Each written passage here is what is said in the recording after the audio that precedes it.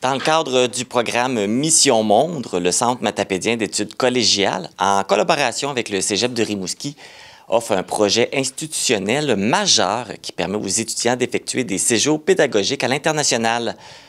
Le prochain séjour s'effectuera en Équateur. Je suis en compagnie de Cindy Deroy-Hébert, qui représente la direction du CEMEC, et de Tommy Guénard, qui est professeur d'histoire. Bonjour à vous deux. Bonjour. Bonjour. On est ici pour parler du projet de voyage en Équateur du CEMEC et du Cégep de Rimouski. Donc, ça fait combien d'années que vous êtes impliqués dans ce projet-là? Bien, le projet tel qu'on le vit de séjour de coopération internationale, c'est depuis 2009. Donc, on est à la 8e édition cette année, avec une petite pause, mini-pause avec la pandémie, mais on a innové. Hein, c'est une de nos forces au CEMEC, puis on a innové. On est allé aux Îles-de-la-Madeleine l'an passé. Donc, comme on ne pouvait pas aller à l'extérieur, on s'est dit pourquoi pas faire un séjour d'inter-coopération régionale, et on est amené des étudiants vivre une expérience aux Îles-de-la-Madeleine qui a été tout aussi belle que n'importe quelle destination à l'international. Fait que 8e édition, mais presque 9 si on compte les Îles-de-la-Madeleine. Bien, pourquoi pas, justement, on a des beaux coins au Québec, hein?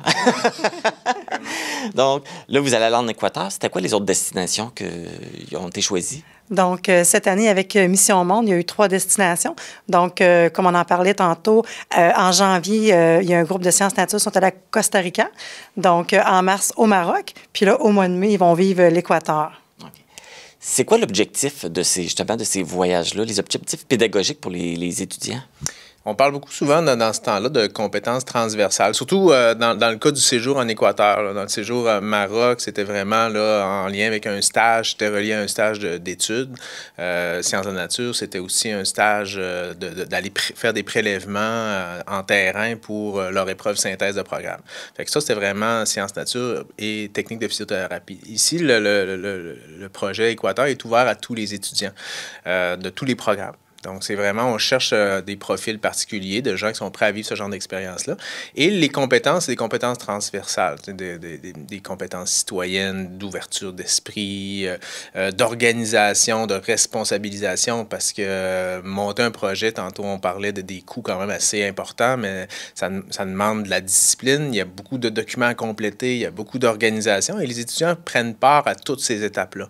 Donc, ils apprennent à gérer à quelque part, à leur niveau, là, un projet de grande ampleur. Donc, on développe des compétences, peut-être qu'on ne réussit pas à développer dans les cours, mais qu'on finit par développer par le biais de ce projet-là là, extrascolaire.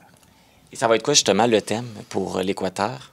Cette année, les étudiants ont choisi de travailler sur la présence et le rôle des femmes dans la société équatorienne. Puis pour se préparer, ben ils ont fait des visites, là, comme on le mentionnait durant la conférence de presse. On a réussi à attacher quelques conférences ici au Québec pour qu'ils soient à même de comparer quand ils vont recevoir de l'information une fois rendus là-bas, d'avoir une approche comparative un peu des deux sociétés. Donc, on va aller rencontrer des femmes là-bas dans différents secteurs. Je pense que ça va être très riche, ça va les nourrir, je pense, puis les conscientiser, parce que les femmes, c'est 50% de la société, mais les chances ne sont pas égales partout, puis c'est encore pire dans d'autres pays qu'ici, puis ici, c'est pas parfait non plus. Donc, de conscientiser, on parle beaucoup de ce sujet-là, d'ailleurs, dans l'actualité, donc, qui prennent conscience qu'il faut s'occuper comme il faut de nos femmes. Il faut avancer. Il faut avancer. Comme ça a été mentionné dans la conférence de presse, ils vont travailler dans une chocolaterie? Oui. Oui, c'est quand même intéressant. Oui, ils ne savent pas tous. Là. Ce soir, ils vont apprendre plus de détails sur le séjour. Moi, j'ai l'horaire, mais les autres, ils ne la connaissent pas encore. Mais oui, il y a une organisation de femmes qui ont pris possession d'une plantation de cacao. Donc, ils vont vivre l'expérience de l'arbre où on va aller cueillir des cosses de cacao. Comment ils font sécher, on va les faire torréfier et on va passer la journée avec eux autres qui vont nous expliquer les processus. On va être en usine avec toutes les bérets la stérilisation nécessaire, où ils vont repartir avec leur tablette de chocolat à la fin de la journée. Au-delà de ça, ben, il va y avoir des discussions avec ces femmes-là pour comprendre bien ça a été quoi leur défi pour se lancer en affaires en Équateur. Ça va être vraiment intéressant et passionnant. Et puis là, tu mentionnais que c'était ouvert à tous, mais il y avait combien de places pour les étudiants du CEMEC pour ce voyage-là? On avait fait un ratio, hein, parce que, tu sais, quand même, habituellement, c'est des projets CEMEC. Là, il y avait la particularité avec le cégep de Rimouski. Puis on se disait, ben, puis, comme on était le cégep porteur, c'est nous qui portait le gros cégep, parce que ça s'initiait d'ici.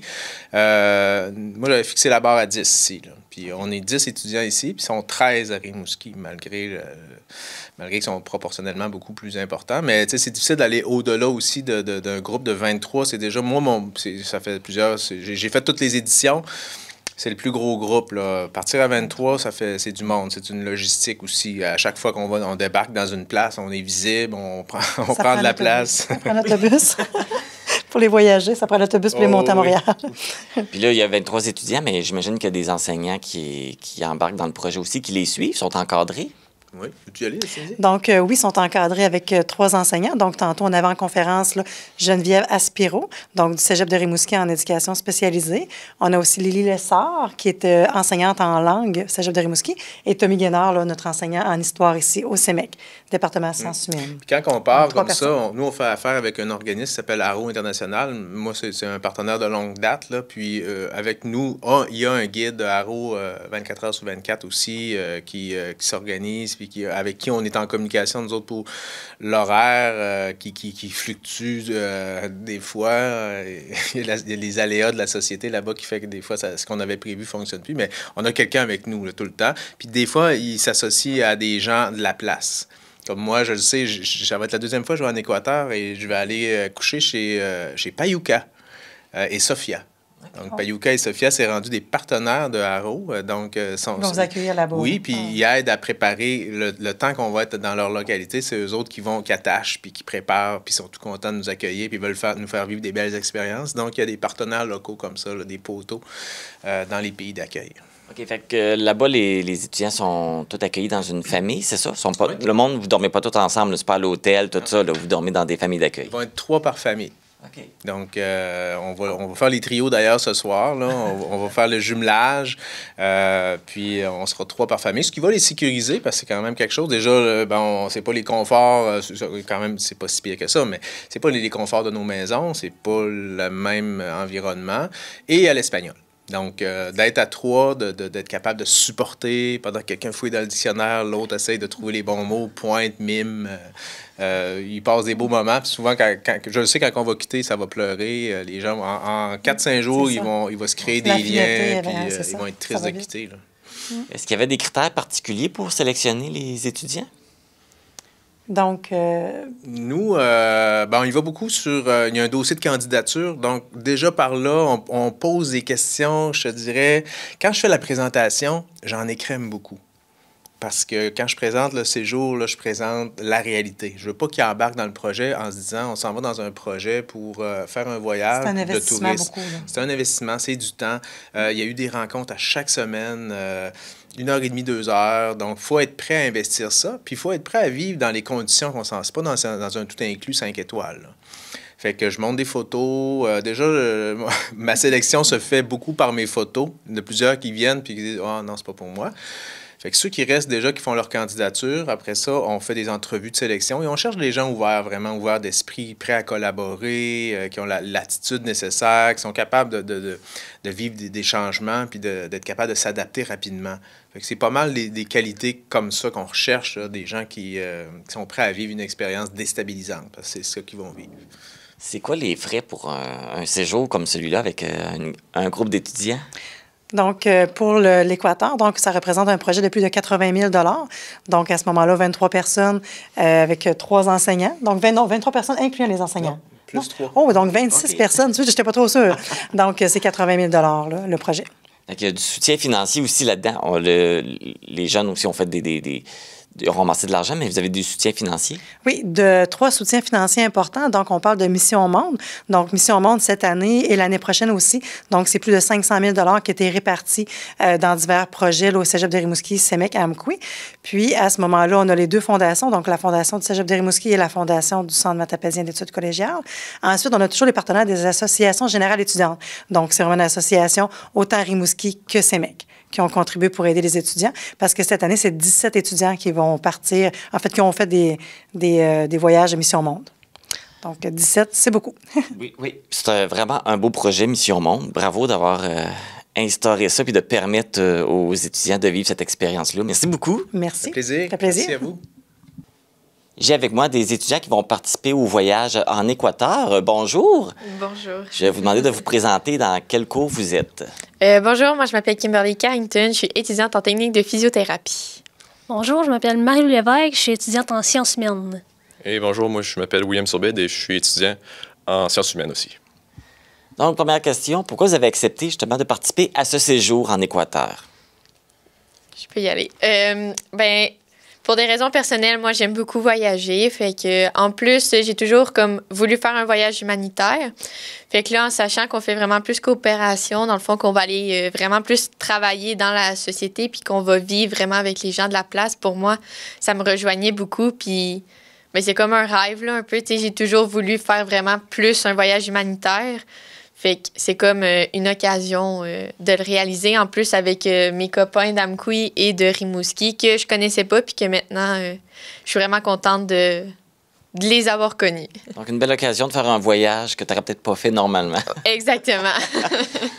Comme Kimberly le disait, c'est sûr que la coopération, c'est quelque chose qui, je pense qu'on recherche tous. Fait que le fait d'aller vivre dans des familles là-bas, c'est quelque chose qui nous rejoint. Puis c'est sûr qu'aller voir une autre culture que la nôtre, c'est toujours intéressant pour un peu comparer nos situations puis se dire qu'on est quand même choyé de vivre dans un beau pays comme le nôtre. C'est toujours intéressant d'aller voir comment ça se passe ailleurs aussi. Et puis, des fois, si la pelouse est plus verte chez nous, tant mieux. C'est ça, oui. Alors moi, il y a plusieurs raisons qui m'ont poussé, c'est ça, comme je disais dans la conférence.